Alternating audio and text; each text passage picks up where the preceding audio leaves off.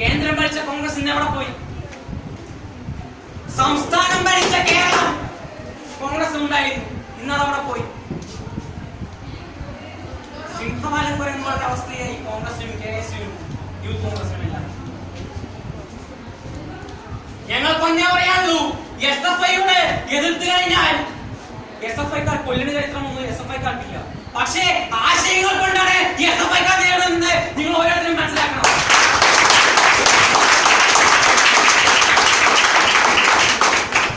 ആശയങ്ങളോട് SFIയുടെ ആശയങ്ങളോട് എതിർക്കാൻ വന്നാൽ KSUവിനും ABVPക്കും തോൽവിയല്ലാതെ മറ്റൊന്നുമില്ല എന്ന് ഞാൻ നിങ്ങളെ ഓർമ്മപ്പെടുത്തുന്നു.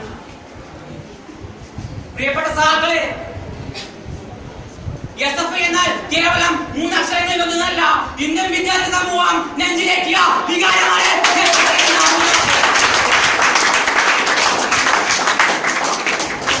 സ്വാതന്ത്ര്യത്തിന് ശേഷം എല്ലാ ക്യാമ്പസുകളിലും KSUവും ABVPയും ഉണ്ടായിരുന്നുള്ളൂ. ആ ക്യാമ്പസുകൾക്കകത്ത് നിറയൊഴിച്ച് അക്രമങ്ങൾ നടത്തി ഉണ്ടാക്കിയതാണ് KSU പ്രസ്ഥാനം. അല്ലാതെ വിദ്യാർത്ഥികൾക്ക് വേണ്ടി പ്രവർത്തിക്കുകയോ വിദ്യാർത്ഥികളെ നയിക്കുകയോ ചെയ്തിട്ടില്ല KSU. ഇന്ന് KSU ഇല്ല, സംസ്ഥാനത്തിന് KSUവിന്റെ കമ്മിറ്റിയും ഇല്ല. KSU പിരിച്ചുവിട്ടു. എന്നിട്ട് എന്തിനാണ് KSUവിന്റെ പിറകിൽ ഇന്നാട്ടിലെ ഈ കുറച്ച് പ്രവർത്തകർ KSUവിന്റെ പിറകെ പോണേ?